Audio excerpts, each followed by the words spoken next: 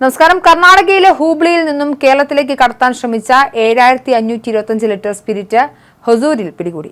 സംഭവത്തിൽ പാലക്കാട് ജില്ലയിൽ നിന്നുള്ള 2 പേർ അറസ്റ്റിലായി. അതേസമയം മുഖ്യപ്രതി എറണാകുളം സ്വദേശി അനീഷ് ഒളിവിലാണ്. പാലക്കാട് കൊടുന്തിരിപ്പുള്ളി സ്വദേശി സെയ്തു, പാലക്കാട് സ്വദേശി ബാബുരാജ് എന്നിവരെയാണ് പോലീസ് അറസ്റ്റ് ചെയ്തത്. എറണാകുളം സ്വദേശി അനീഷാണ് ഇതിന് പിന്നിലെ പ്രധാന ആസൂത്രകനെന്ന് പോലീസ് അറിയിച്ചു. ഹൊസൂർ സേലം റോഡിലെ ദർഗ ബസ് സ്റ്റോപ്പിന് സമീപം ചൊവ്വാഴ്ച വൈകുന്നേരം ഹൊസൂർ പ്രൊഹിബിഷൻ എൻഫോഴ്സ്മെന്റ് വിഭാഗം വാഹന പരിശോധന നടത്തുന്നതിനിടെയാണ് ലോറിയിൽ സ്പിരിറ്റ് കടത്തുന്നതായി കണ്ടെത്തിയത്.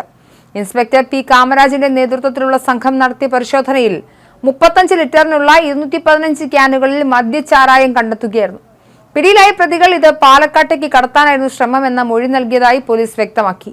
SI ഉദയചന്ദ്രൻ, മതിവാണൻ, സമ്പത് കുമാർ, ദാമോദരൻ, പ്രഭാകർ, സുന്ദർ സിംഗ് എന്നിവരടങ്ങിയ പോലീസ് സംഘമാണ് പരിശോധന നടത്തിയത്. നാടുകടന്ന മദ്യക്കടത്ത് തടയുന്നതിനായി പരിശോധന ശക്തമാക്കുമെന്നും അധികൃതർ വ്യക്തമാക്കി.